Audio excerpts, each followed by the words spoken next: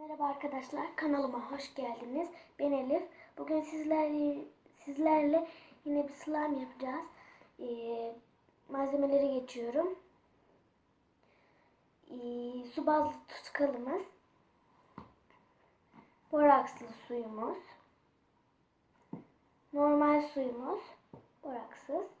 Karıştırmak için kap ve çubuk gibi bir şey. Ben bunun arkasını kullanmayı düşünüyorum.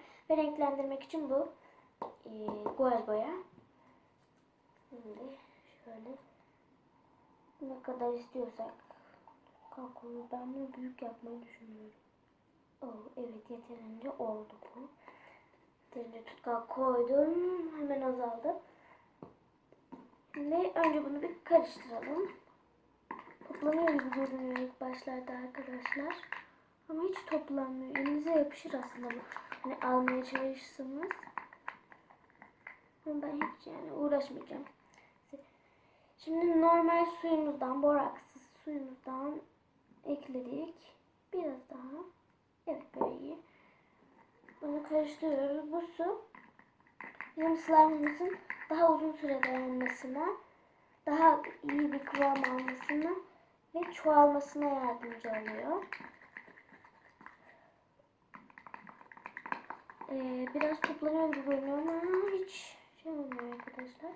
Şimdi renklendiricimizi şöyle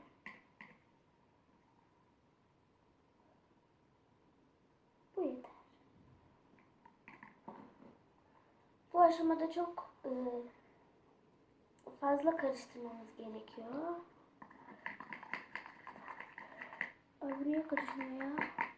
Arkadaşlar şu an boyam karışmadı benim. Evet, rengimiz şöyle sarımsı oldu biraz ya. Sarı oldu bu. Ama olsun. Güzel oldu yine de. Biraz daha koyarsak turuncuya dönüşebilir diye düşünüyorum. Bu fazla mı oldu? Şöyle kapatamadım. Kapanmıyor. Allah'ım. İyice karıştıralım. Arkadaşlar rengi koyulaştı bunu. Sadece iyice biraz daha karıştırıyorum. Evet, gittikçe koyulaşıyor rengi. Şimdi buradan borakslı suyumuzu ekliyoruz. Evet, hemen topladı. Arkadaşlar bu kadar tatlı bir renk oldu ki şimdi iyice karıştırmaya devam ediyorum. Ben karıştırıp size göstereceğim. Borakslı su ekleyerek karıştırıyorum. Arkadaşlar bizim slime'ımız hazır oldu. Şöyle göstereyim. Biraz elime yapışıyor ama şimdi bir şişirmeyi deneyelim şuradan. Pipetimi aldım.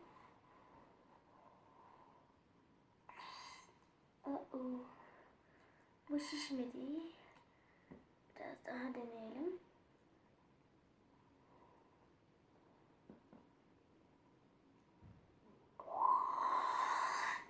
Arkadaşlar bu şişti.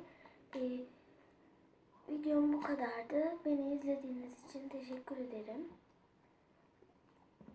Kanalıma abone olmayı unutmayın. Sizleri seviyorum. Görüşmek üzere. Beğenmeyi de unutmayın.